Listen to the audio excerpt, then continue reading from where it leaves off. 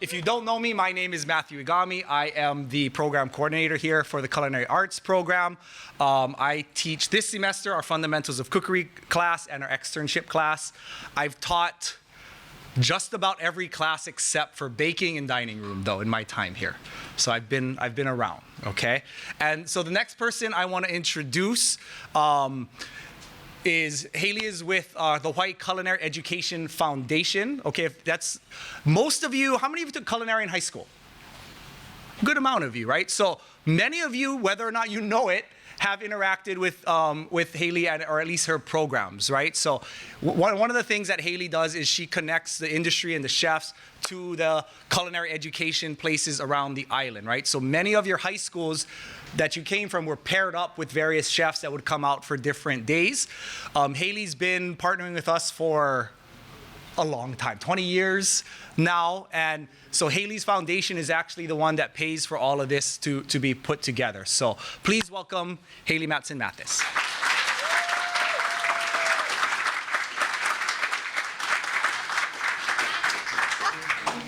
Oh, thank you. Thank you so much. Aloha, everyone. It's always a pleasure to be with you at your campus. I look forward to this every year. I want to recognize Gary Manago because he serves on the Hawaii Culinary Education Foundation board.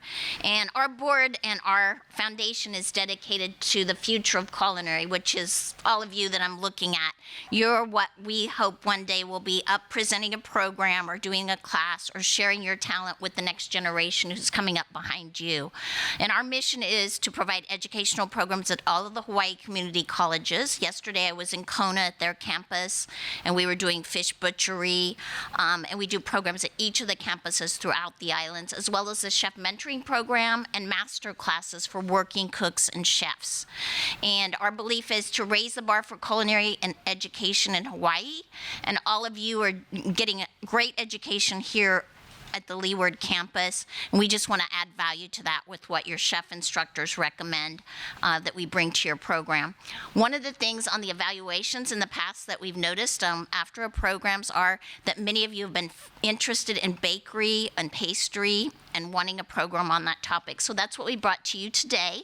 And also many of you may be interested in opening your own business. And so this is going to be more than baking and more than pastry, but going to be talking about what it's like to start your own business and what it's like to be a new business owner. And as you can imagine, it doesn't involve a lot of sleep, and it involves a lot of things on your shoulders, weight on your shoulders, thinking about your business operation. Our guest chef today is Harley Tunac Chow. And I had the pleasure to meet her a couple of years ago, and it's been quite a few years ago, actually. But they have opened the local general store, she and her husband, business partner. And they have been in business now for 2 years. And 2 years ago, they when they started this business, it's located in Kaimukī, and she'll be telling you more about that. They had gone through a whole process of education on the mainland, which she'll tell you about as well, and working in the medical profession for her background before she decided to follow her heart and her passion, which was baking and pastry. So she and her husband opened this shop, which has been recognized already within this short time period as a James Beard semifinalist 2 years ago, so this last 2 years. So that's pretty remarkable right out of the gates. She also has been the James Beard Foundation Women in Leadership Culinary Leadership Program, and she went to Chicago and spent a year with a very famous baker there, Meg Gallus, in Chicago, learning about baking and pastry. So she came up through the industry in a non-traditional way, but one that other bakers that I know on the mainland have come through as well. She grew up right here in Hawaii, right in your community, and so has a background, but came home after spending time on the mainland to open their business. The business is very much focused, the local general store, on using local ingredients and local products. And they also do the farmers market at Kapiolani Community College, and she'll be sharing their journey as new business owners and what it's like to start a business. We're very honored that you would take time out of your very, very busy schedule, because I know it's not easy for one of you to be away from the shop. So thank you for agreeing to do this. and to be with us today. Harley.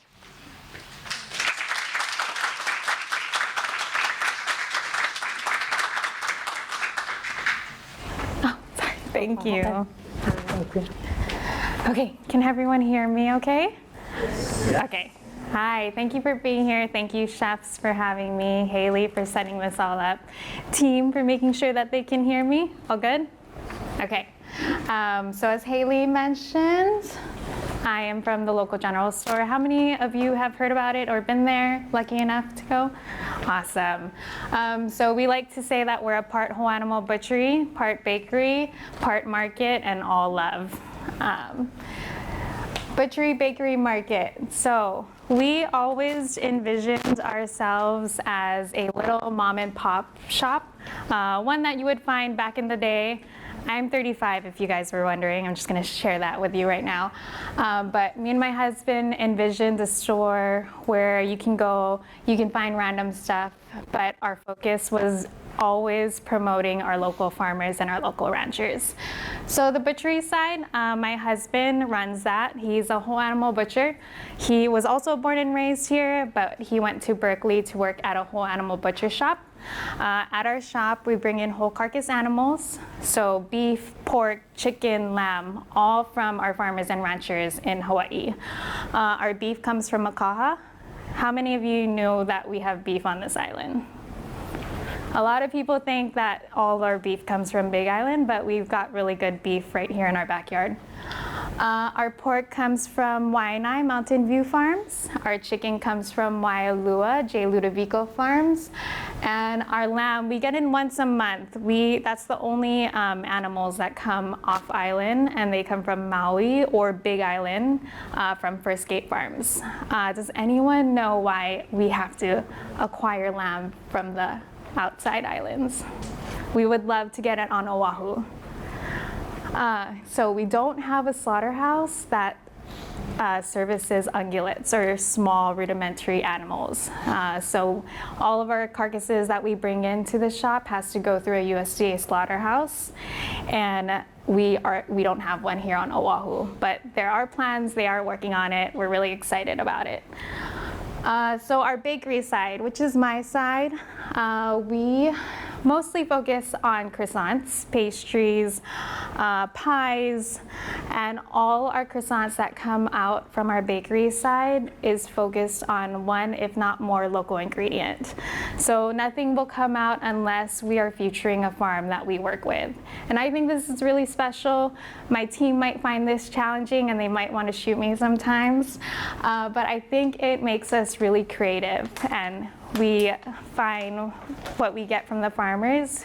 We get to focus our dish on that, either vegetable or fruit. And it's challenging, but it's also a way for us to keep staying creative.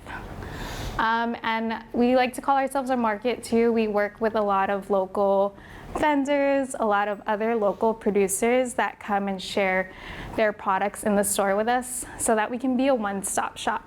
So we work with Ma'o Organic Farms, where we carry their retail lettuces. We work with Sweetland Farms, a dairy farm, a goat dairy farm in Waialua, and we carry all their cheese.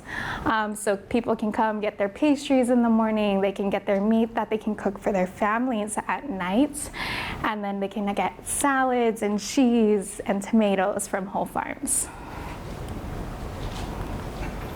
I like to put this up here because it shows all the different co-producers that we work with, all the farmers, all the ranchers, all the small businesses that we get to work with. And what this shows also is that when you shop with us or when you visit our store, we're keeping the dollar that you earn here in Hawaii, and we're sharing that with other producers. And I think that's really important.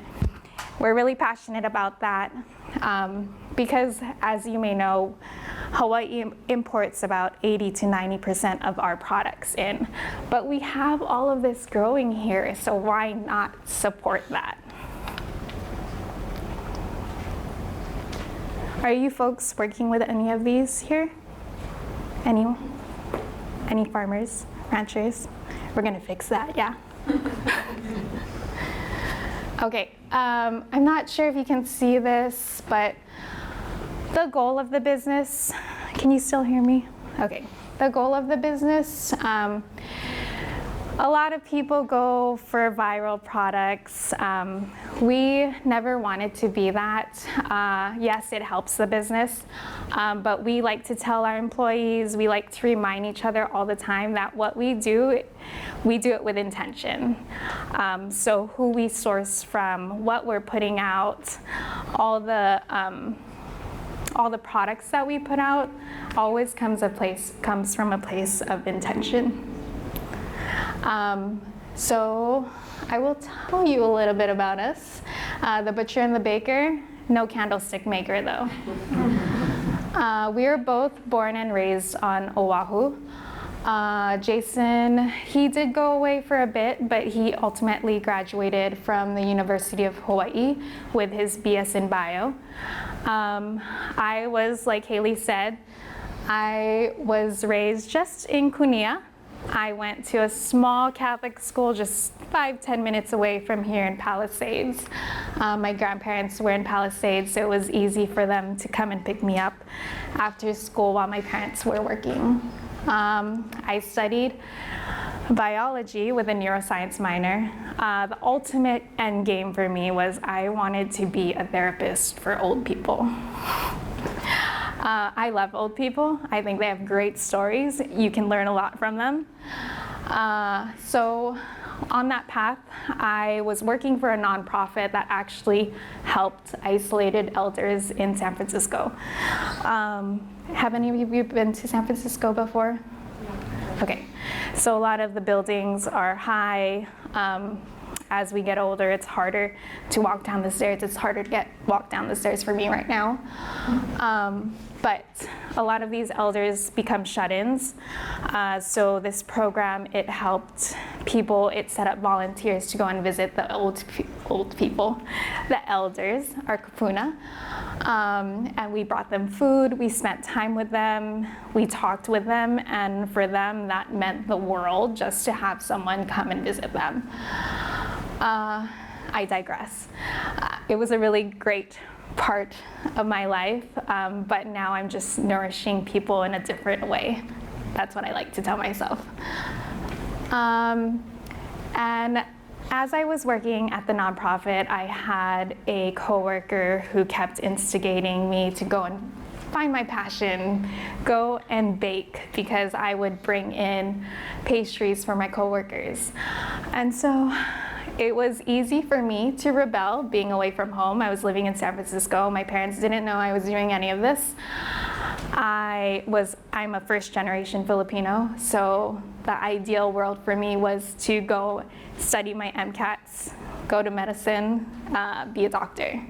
I have an older sister. She's 7 years older than me. She's a nurse, so she fulfilled that for us. We're good. We're good now, Mom, right? Back. So I started baking, overnight baking, as I was working at the nonprofit full time. So I would work the nonprofit 9 to 5, 9 a.m. to 5 p.m., and then I would go and overnight bake at a small bakery near the ocean in San Francisco. And I was baking there from either 5 p.m. to 1:30 a.m. or 7 p.m. to 3:30 a.m. and I would do it all over again. I would go to the nonprofit, bake, go to the nonprofit, bake. And I was like, oh man, I really love this. Like, it was exhausting, but I loved baking. And I just couldn't hold it in anymore. I quit the nonprofit. I didn't tell my parents. A week before I was visiting home, my dad had emailed my work email, and it bounced back. And it says, this email is no longer active. I came back home. We sat down for dinner, not even 5 minutes into it. My dad goes, so where are you working? And I knew I was in trouble. And I'm a really bad liar. So I can't be like, oh, I just found another nonprofit job. And I had to tell them that I'm chasing my dream of being a baker. they are not happy about this. You can ask my mom, she's here today, but she supports me now, thankfully. But they were not happy about this. Luckily, I was only visiting for a few days, got to go back to San Francisco, got to bake. It was all good. I didn't have to talk to them every day. But that was a really big step into following this dream, and here I am now. I like to tell this story because it's not a traditional trajectory for anyone. So after I started doing full-time baking, I then worked in an ice cream shop in San Francisco. I love ice cream. It was an old school little ice cream bar where you would make your own ice cream, but they also made their own sodas. After that, I walked into my first restaurant job, and that was a real eye-opener. It was called Aina. It was a modern Hawaiian restaurant in the Dogpatch district of San Francisco. It was really stressful to help a restaurant open and not have restaurant experience. So I was just kind of thrown in the fire. I worked on the brunch line, I worked the egg station, and then later they did dinner service, and I helped develop the pastry program there. That is where Jason and I met. Jason was working across the bay at Berkeley called the local butcher shop. I get it confused with ours. But it's a whole animal butchery as well. He came into the restaurant, he ate, we locked eyes. He came to stage, we locked eyes again. This is a short story. And then we fell in love. So we both have no formal culinary training. And we kind of just learned on the job, and it took a lot of grit. It took a lot of scrappiness from us, and eventually we moved home. We moved home right before COVID. We had no idea, obviously, that COVID was gonna hit. We always had this plan of opening the shop right away when we moved home. So we moved home at the end of 2019. Lockdown went in a couple of months after. We had a loan in at CPB, and at the time they stopped giving away small business loans. So we were like, well, we just moved home. We gave away our comfy jobs. What are we gonna do next? We didn't lose sight. I went to go work at Bread Shop for a little bit, and I helped them with their lamination program. Jason was working at Kaimukī Superette. He used to work for the town group at Chef Ed Kenny. And at the time, Kaimukī Superette was not operating full time, and Chef Ed luckily let us use it as our pop-up space. So it was the first time we ever popped up as the local general store. Jason and I always joked about how awesome it would be for that to be our space. And if you don't know yet, Kaimukī Superette is now the local general store. So it kind of came full circle. And I'm really grateful to be part of Kaimukī and the Waialae community. It's a great neighborhood. If any of you have not stopped by yet, I encourage you to do so. So this is our growing team. We've got a bunch of fun, I was gonna say weirdos. So we've been in business, like Haley said, for 2 years, but in Waialae. But we've been doing this for about 5 years now. Started off as pop-up farmers market, and then eventually brick and mortar. It took only to the beginning of this year for me to promote 2 head bakers, which we're really proud of. It's not easy as a small business owner to kind of let that part go, to learn how to delegate. I'm still learning how to do that. But now that allows me to be able to do things like this to hopefully encourage you to open your small business or stay in the industry. So I've got 2 head bakers, and then I've got 3 bakers. They're a mix between part-time and full-time bakers, but they've been with me for about 2 years. All of them have been with me for about 2 years now, which I'm really grateful for. The butcher counter, it's a little more difficult to employ. You gotta have a real deep passion for cutting whole carcass animals, and you've also got to interact with customers, and so you're basically a salesperson and a back of house person.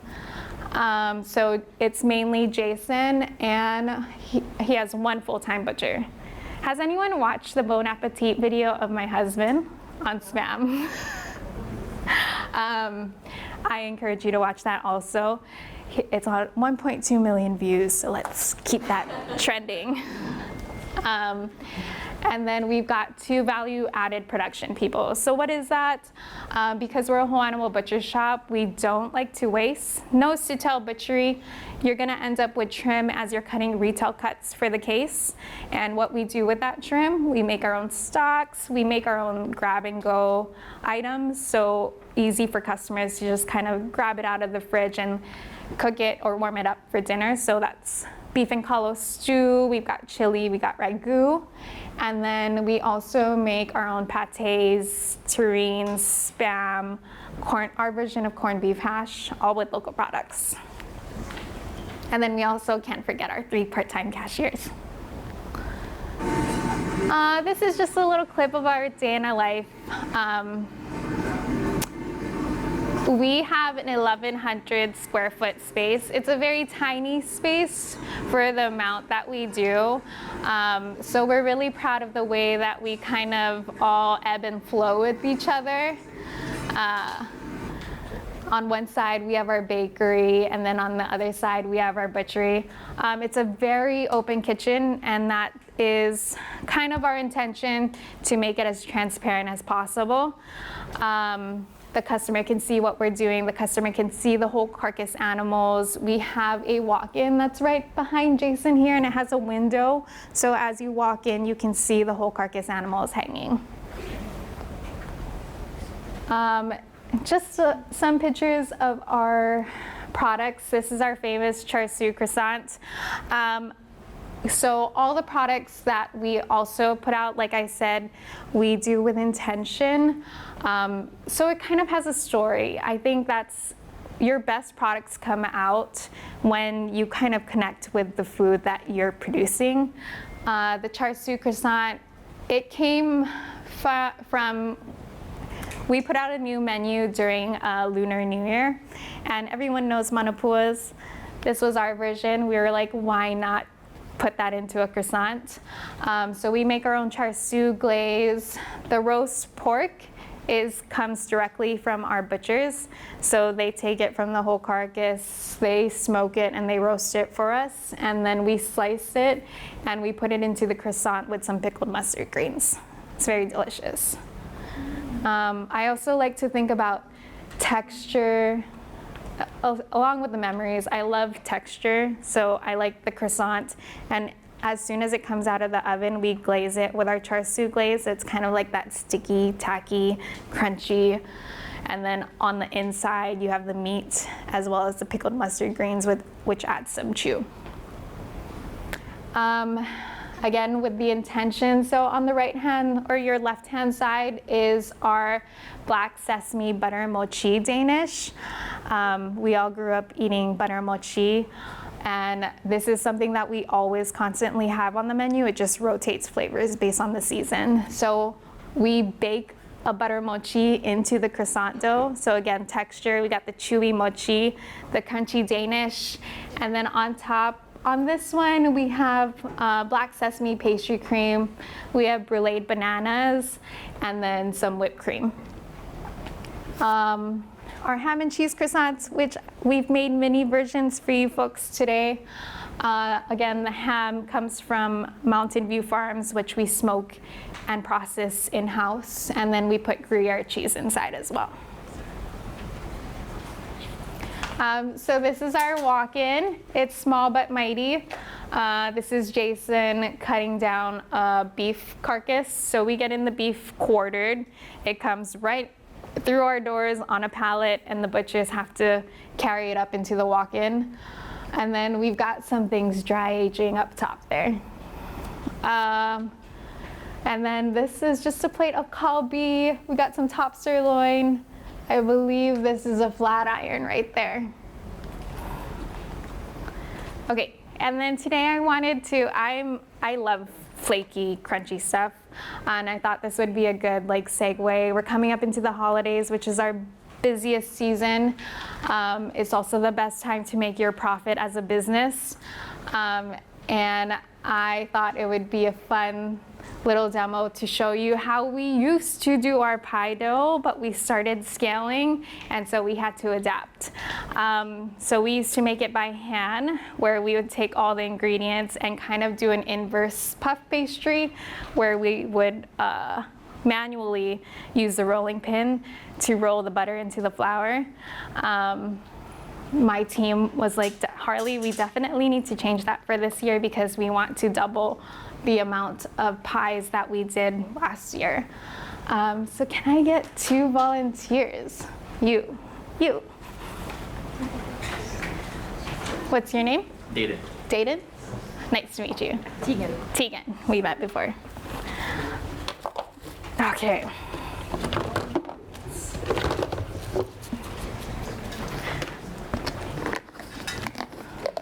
Okay, so I'll show you at first. I scaled these out. The recipes were provided and printed for you folks.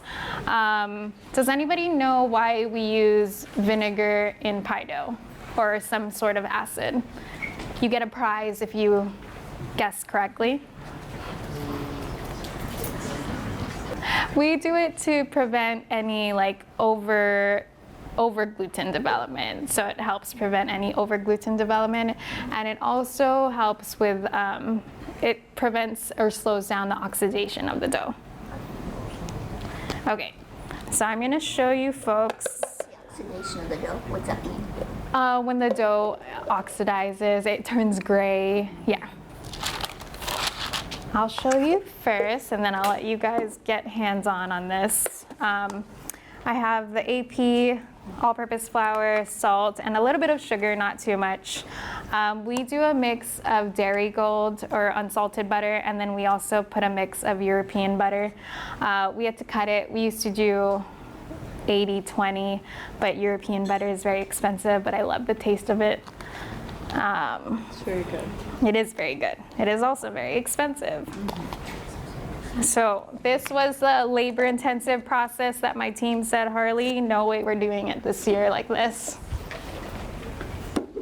And that just goes back into like the adaptability of things, of being in the kitchen. Everything always happens. Some of it doesn't go your way all the time. Sometimes you have to scale, sometimes you have to kind of take a step back and be like, okay, we're making too much. How can we fix the menu so that we can sell more? Or, Harley, this process isn't working anymore, we need to scale up. The butter's been out a little bit, but you want really cold butter, everything really cold when you're making pie dough. So I like to take the rolling pin, and we're just gonna kind of roll the butter until it gets flat. And what it's gonna do is it's gonna start making like this inverse puff pastry. It's gonna stick to your rolling pin. And then I use the parchment paper to kind of collect it back in the center. And then you're just gonna roll out. And you're gonna do this until you kind of have a one cohesive dough. And what this does, I imagine it to be like croissants, where you're kind of creating layers between the two. Who wants to start off on this side?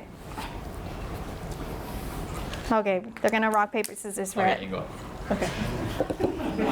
Now start you off on this side. How am I doing on time? Am I okay? Okay.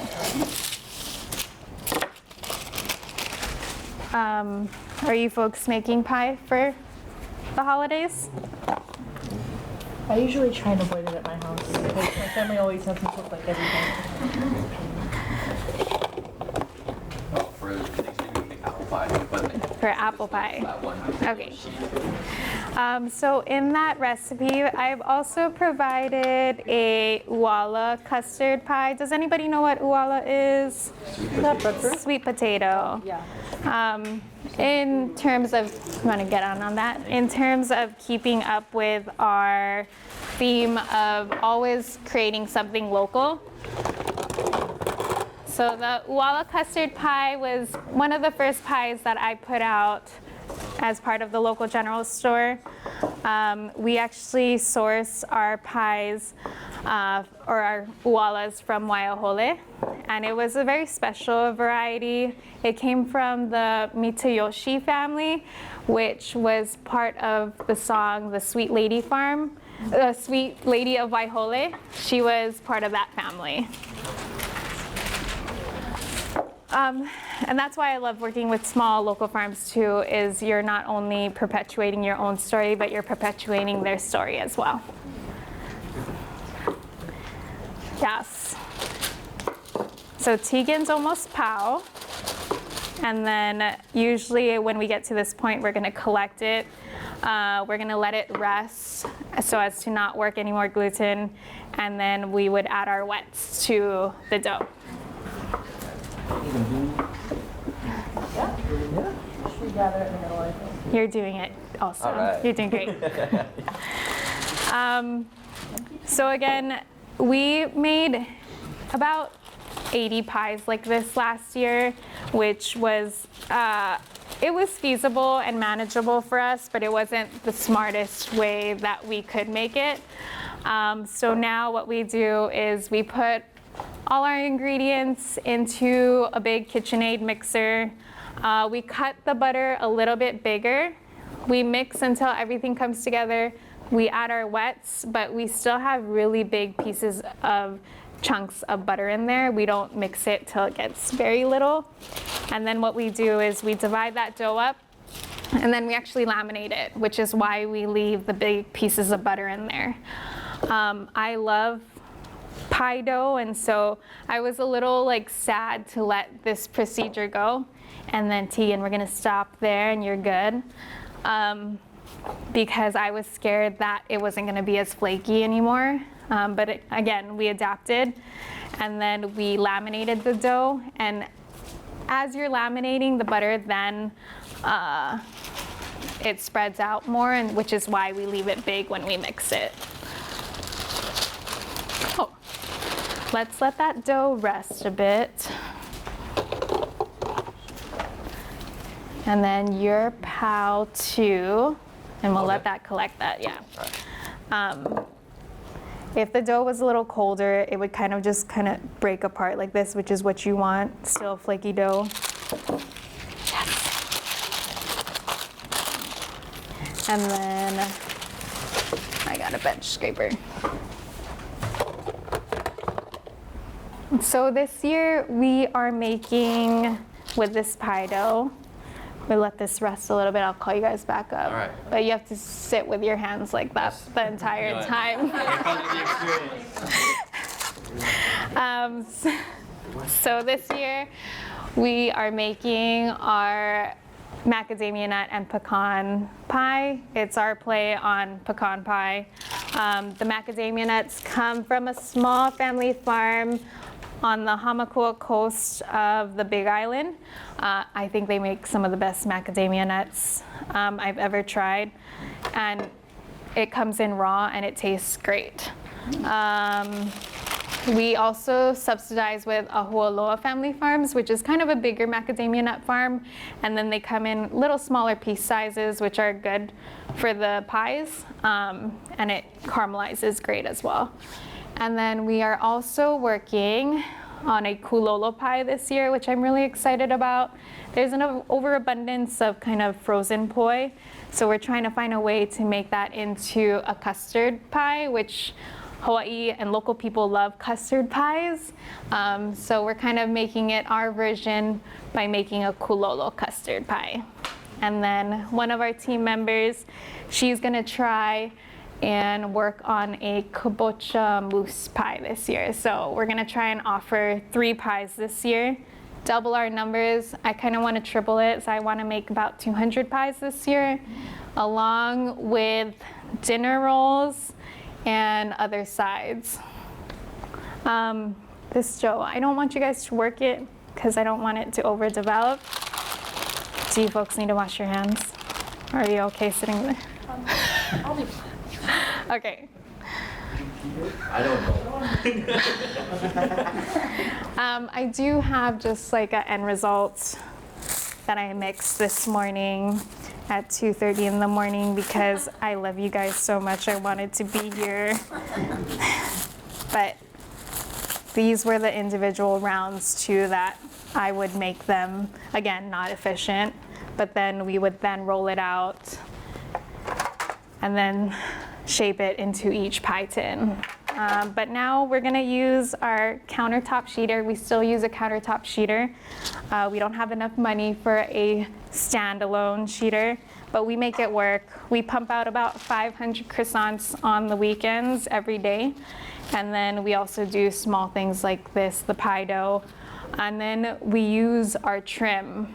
Are you guys learning how to use up your trim? Nothing goes to waste?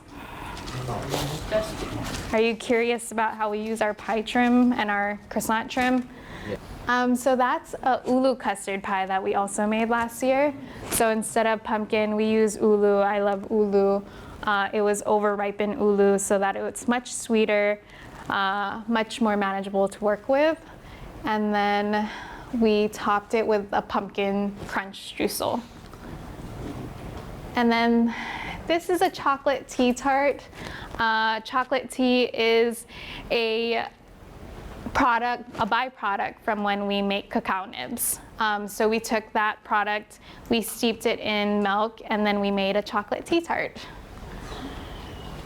So what we make with our trim, for our pie trim, we then process it again into a sweet and savory hand pie. We've made beef chorizo potato hand pies, which we love. We make our own jams, so we also do PB and fancy jam hand pies. And then you can also take this and caramelize it and make pie streusel. Croissant trim, I saw that in the dining hall you guys did honey toast.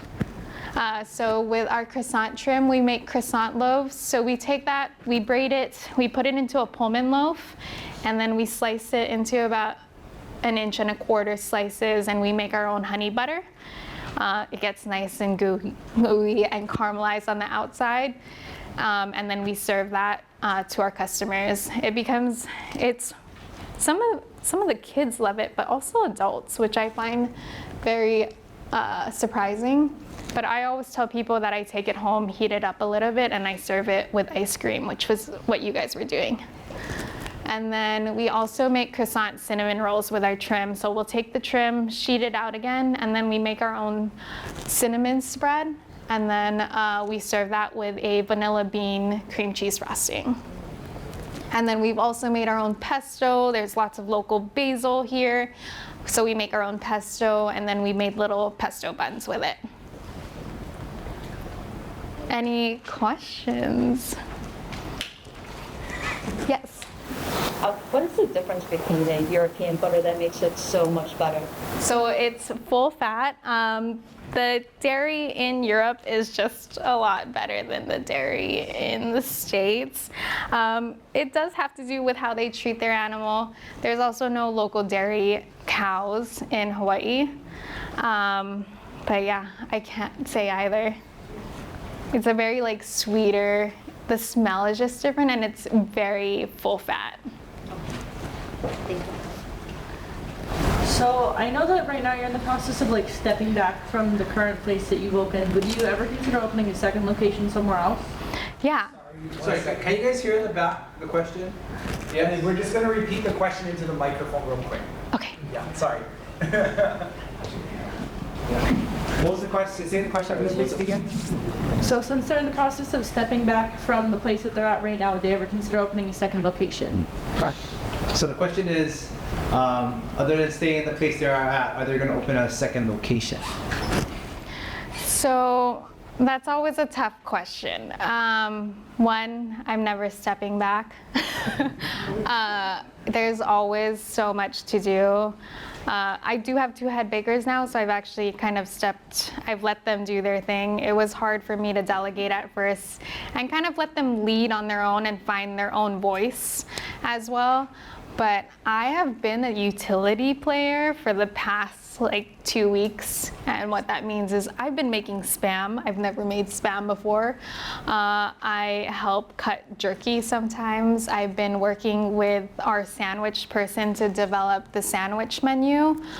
So it's really hard to look forward all the time, but we should. We always joke about it as we usually start our endeavors is a joke for us, kind of how Kaimukī Superette became our own. But yeah, we do think about it. And I kind of want to do something here on the Leeward side.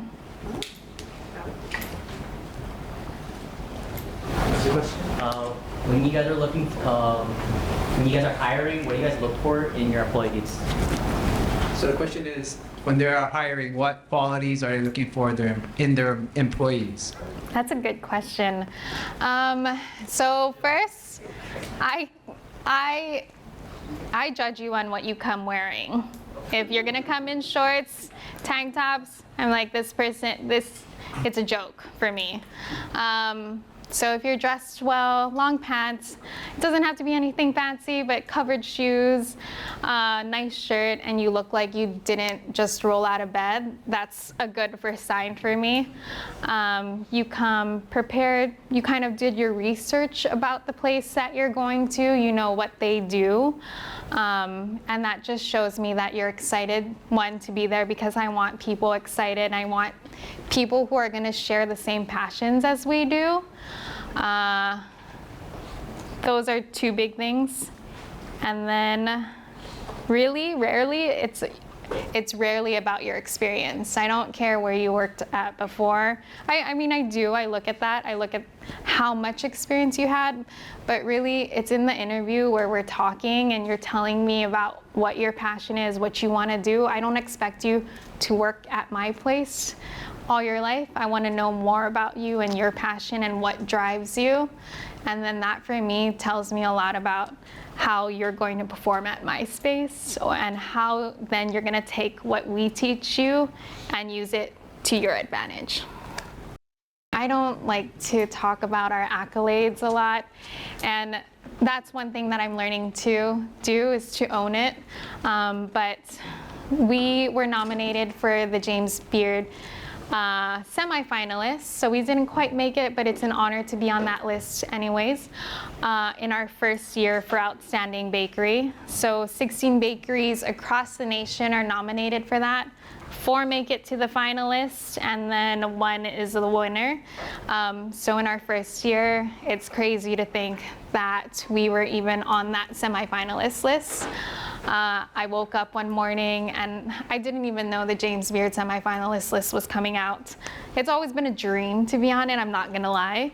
And then I was just scrolling. It was my day off, and then I was like, I had to like wipe the makapia off of my eye and make sure that it was saying local general store on there. So that's been a real accomplishment. And then 3 months ago, Bon Appetit reached out to us. We thought it was Spam at first, but what they wanted to do was feature our Spam. So my husband, Jason, he makes local Spam. And what we do is we take all our pork trim, we make it into a Spam, which is technically a pate. And what we're doing is kind of claiming it back of, like, it doesn't have to be this ultra processed food. We can make it with food that we get here. So what they did, they followed him in the kitchen the whole day. We have a small kitchen. There's 2 or 3 cameras, a whole film crew, and Jason showed them how we went from nose to tail to Spam. Yeah, that was exciting. We actually are also talking to another film crew that will follow an actress's journey into reclaiming and finding her food through her grandparents owned a restaurant in New York as well, and she's kind of finding her journey through food. So that's also coming up. Yeah. I think I've also missed talking about my women in culinary leadership experience. So I had been in San Francisco for about 10 years, and I was looking to kind of move, but I didn't really have the push or the ambition to take me anywhere else, but I knew I needed to get out of San Francisco. It was getting too mundane. So I found the Women in Culinary Leadership program through the James Beard Foundation. What they do is they set you up with a mentor. It's geared towards women, and they set you up with a mentor. I moved from San Francisco to Chicago. I didn't know anyone in Chicago. I didn't have a place to live yet. I just moved. I packed everything up in a pod. My mom thought I was crazy again. And I studied under Chef Meg Gallus for a year. She's also a James Beard semifinalist. What she does, she works at Boca Restaurant Group. They have a ton of restaurants, but the one that she was working at was Boca, which is their fine dining, Michelin-starred restaurant. And then they also had a more casual eatery at Somerset, which is a hotel kind of on the main strip of Chicago. So I started off at Somerset. I got to learn under her team. I did chocolates for the first time. I had no formal culinary training, so that was a big deal for me. That was fun. And then I worked in their Michelin star fine dining, which was also a different experience for me because working in Michelin starred restaurants is just another factor in itself. Like the way that you have to behave also, I didn't think about. Sometimes you can't walk through when you have to walk through, but you just have to wait. So it taught me a lot in that 1 year. It also taught me that I didn't like the cold. Any other questions? Oh, what's your favorite thing to eat? What's my favorite thing to eat? So the question is, what is Chef's favorite thing to eat? That we make, or in general? I wasn't prepared for that question. Okay, in the morning, I like savory food. A lot of our menu items popular items are savory items because our whole bake team has a savory tooth and hardly any sweet tooths, which is weird. So when people give us cookies, we're like, yeah, this is great, but I want like a hamburger. So I think in the morning, I'd prefer eggs, Portuguese sausage, or longanisa and rice. And then for dinner, I think a good, not a smash burger, just a regular thick burger cooked medium rare. I have the question. Yeah. So I know you touched the base about about sourcing local and all that. So can you touch base? I just talked about it in my class yesterday a little bit. A little bit from Mountain View, or I know you guys start from Kualoa sometimes before, or Ludovico. Other than just money staying in, can you talk about the health benefits? Like the Korean natural farming and all that. Yeah. Oh, I didn't prepare for this either. So my husband, Korean natural farming. First, we'll start off with pork. So pork is a big hot topic here because the slaughterhouse only slaughters twice a month for all pork farmers here on island. So that means the farmers have to kind of fight for a slot at the slaughterhouse to get their pigs slaughtered. If they don't get their pigs slaughtered, they lose money. They're still feeding these pigs. It's on their land. So then that's one obstacle that they have to overcome. Korean natural farming. So Kualoa is actually the only farm here that was raising their pigs on pasture.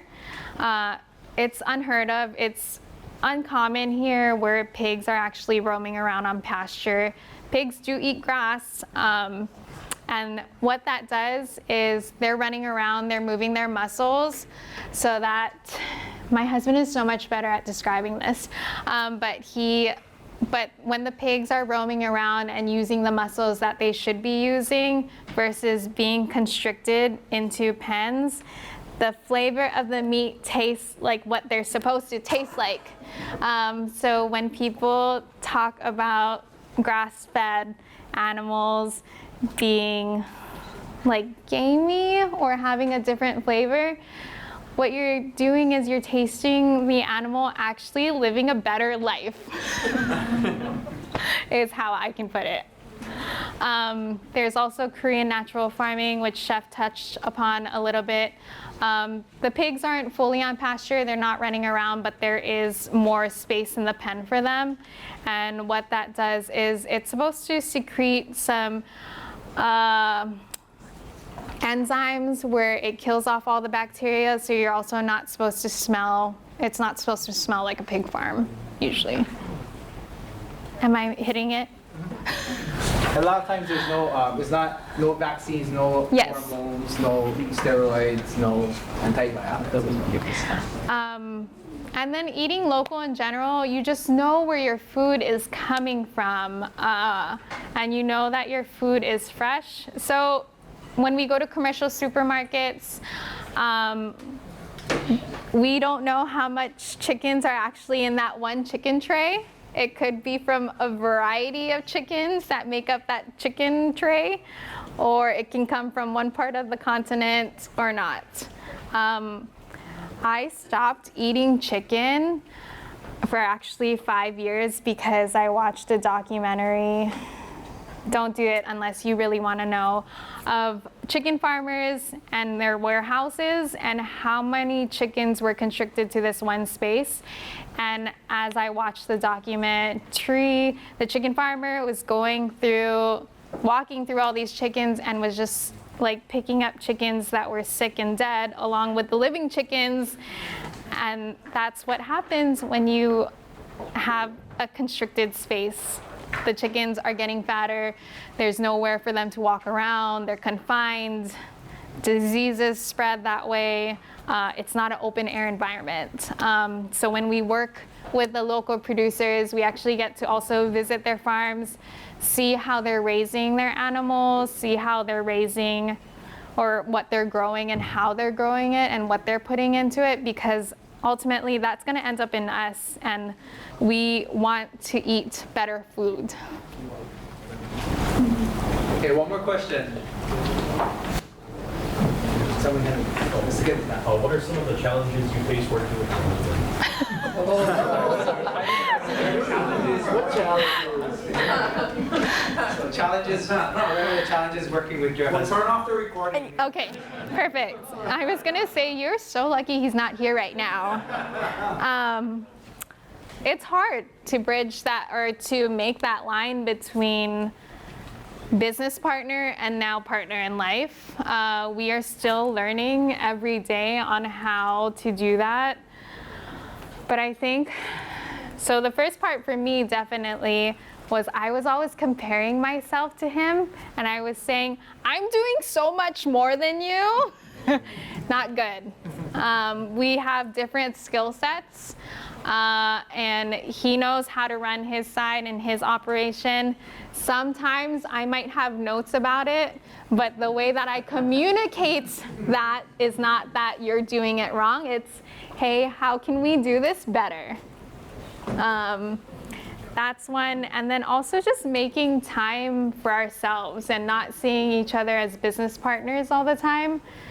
That was really challenging, because first, we're a couple first, business partners second, and I have to remember that. And actually like really finding the balance of taking time for ourselves as a couple versus a business partner.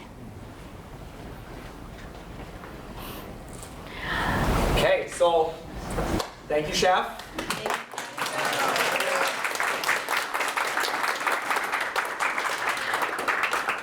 So again, thank you, Chef. I think it's always good to hear, you know, how for our students, they're coming in is so fresh and so new, right? And so it's always good for them to hear the evolution, the story, and how many different paths there are to success in our industry. I think one of the things we talk about with our students is that there's a place for everyone in our industry. You know, like, I'm sorry, I was kind of laughing when you were about to talk about your employees as your weirdos, right?